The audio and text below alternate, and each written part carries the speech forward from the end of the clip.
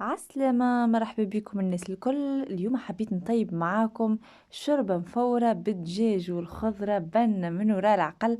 عندي جديدة ما طيبتهاش، تجي مفركة كل كعبة وحدها ومفوحة بالباهي، تعمل 66 كيف بريمون بنة مش نورمال. باش نعطيكم المقادير بالتفصيل وباش نعملوها دو أزد مع بعضنا. اقعدوا معايا، تابعوا الفيديو للاخر وما تنساوش تعملوا اشتراك للقناة، تفعلوا الجرس باش يوصلكم اخر جديد، وتعملوا لايك اذا عجبكم الفيديو. ونتعداو توا للمكونات متاعنا. وبالنسبة للمقادير متاع الشوربة المفورة، أنا باش نعمل كمية ل3 أشخاص. إذا تحبوا تزيدوا وإلا تنقصوا في الكمية ما عليكم إلا تزيدوا وإلا تنقصوا في الكميات اللي باش نعطيهم لكم الكل. دونك باش ناخذ 400 غرام شوربة لسان عصفور، هذيك متاعنا التونسية. وباش ناخذ عليها 3 طروف دجاج، تنجموا تختاروا البارتي اللي تحبوا عليها انتوما. وحبيت زيد نستعمل زيت شويه خضره، دونك قشرت كعيبه بطاطا، حضرت الحمص المنفخ، قشرت كعيبتين سنارية كبار وقصيتهم. وباش نستعمل زيادة قرينين فلفل حارين، كيف ما تحبوا نتوما تستعملوا حار والا حلو. وزيادة باش نستعملوا راس بصل. وحضرت زيادة بغيرفة صغيرة معبية هروس والا هريسة عربي والا هريسة، والا اذا ما تحبوش حار ما تحطوا حتى شيء. كيف زيادة حضرت سنينة ثوم بزيت شوية خاطر السنينات اللي عندي صغار، سينو تستعملوا 4 سنينات كبار يزي فيه ألف بركة. وبيان سور باش نستعملوا لفاحات متاعنا، فلفل أحمر، تابل وكروية وكركم، ملح وزيت كيك سوا زيت زيتونة وإلا زيت قطانية كيف ما انتم مستنسين طيبوا. وبيان سور طماطم الحكة متاعنا. وباش نستعمل زاده شويه زنجبيل من الرحيل اللي يحب القوم تاعو، ما كاينش اللي ما يحبش ما يحطش. شويه كليلو زعتر عندك عبله محالة اما كمان باش نستعملو. وشويه فلفل اكحل وشويه عود شركه للي يحب القوم تاعو، باش نعمل شويه يعجبني على الاخر القوم تاعو مع الدجاج. اللي ما يحبش زاده ما يحطش. ونتعدي توا طريقه التحضير متاعنا. وتوا اول ايتاب باش نعملها باش نملح قرينين فلفل متاعي وباش نقليهم هكاكا يسيبوا البنه متاعهم في وسط الزيت. وبعديكا نطيبوا في وسطه الصوص. كيف ما قلت لكم انا باش نستعمل فلفل حار، تنجموا تستعملوا فلفل حلو والا تخلطوا. دونك اول حاجه صبيت الزيت، عبيت قعر الطنجره متاعي بالزيت، بعديكا حطيت قرينين الفلفل متاعي يتقلاو. اون فوا قاين الفلفل متاعي تقلاو قمتهم، وفي نفس هذاك الزيت صبيت البصل والثوم بعد ما رحيتهم مع بعضهم بالاشواغ مانيوال والا تقصوهم. المهم نهروشوهم ونرميهم في الزيت، وبعديك زدتهم شويه ما باش ما يقعدوش يتقلاو ياسر على خاطر ما نحبش ياسر الماكله تتقلى. وحطيت طريفات الدجاج متاعي، وبعديك زدت مغرفه صغيره كركم، مغرفه صغيره فلفل الاحمر وزدت فوقها شويه نقولوا مغرفه ونص، ومغرفه تابل وكرويه صغيره معبيه. حبيت زيادة نحط شوية عود شركة، حطيت 4 كعيبات.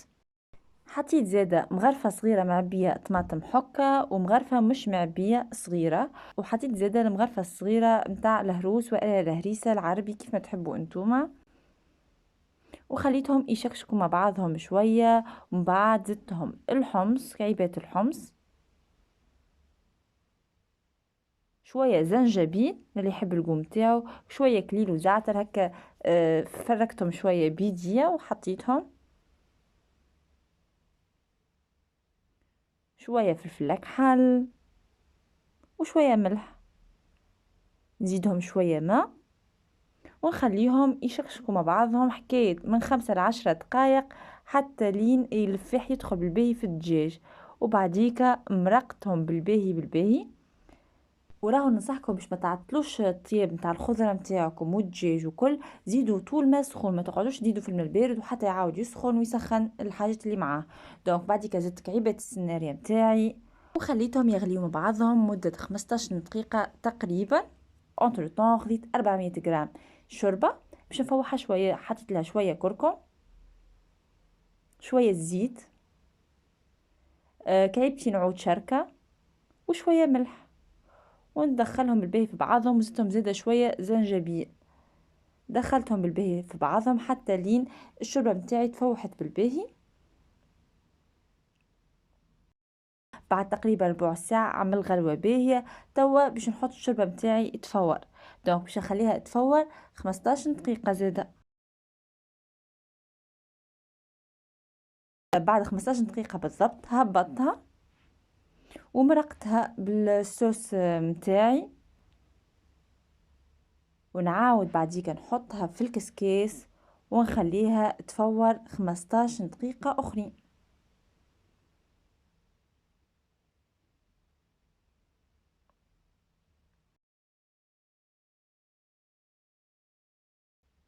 بعد 15 دقيقة تفوير عاودت هبطتها وعاودت مرقتها بالباهي بالصوص،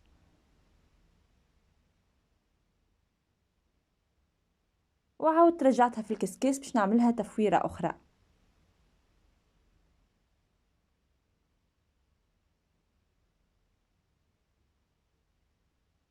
جوست قبل ما نخليها تفور كعيبة البطاطا ما نسيوهمش، نخليهم توا يطيبوا، ندخلوهم بالباهي في الصوص وخليهم يطيبوا. وبعديك رجعت الشوربة متاعي تفور حتى لين تطيب هي بالباهي وتطيب البطاطا. حبيت زيد نعمل رشة فلفل اكحل، هذه حاجة اختيارية. بعد تقريبا 25 دقيقة تفوير تبارك الله الشوربة متاعي طابت والبطاطا والخضرة الاخرى كيف كيف طابوا الكل. دونك وقتها سربيت الصحن متاعي جات تبارك الله مفرك كل كعبة وحدها قمت الصحينات، وبعديك زينتهم بالدجاج، السناريا، البطاطا، كعيبة الحمص، وقرينين الفلفل. اللي يحب يجي يعمل بيان سور رشا فلفل اكحل هكا من الفوق تزيد تزينه، وهكاكا يكون الفطور نتاعنا حضر. صدقوني بالحق بنا مش نورمال نودكم ولا نشهيكم. هكاكا نكون وصلنا لاخر الفيديو. نتمنى وصفة اليوم تكون عجبتكم. ما تنساوش تعملوا اشتراك في القناة، تفعلوا الجرس باش يوصلكم اخر جديد، وتعملوا لايك اذا عجبكم الفيديو. ملتقانا في فيديو جديد ان شاء الله. بالسلامة.